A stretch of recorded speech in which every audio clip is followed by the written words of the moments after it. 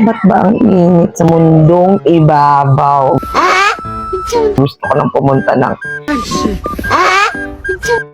pumunta sa malamig na bansa, malamig na lugar. Alaska, mga ganun, mga malalamig na lugar. Ay, dali niyo naman ako doon. Oh. Init-init mo, sir.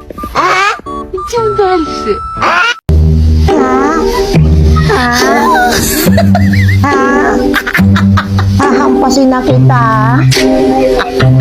Diyos ko. Sarap na kausap, no? I'm so sorry. Hahampasin kita eh. Hindi mo ako init-init. High blood ako sa'yo.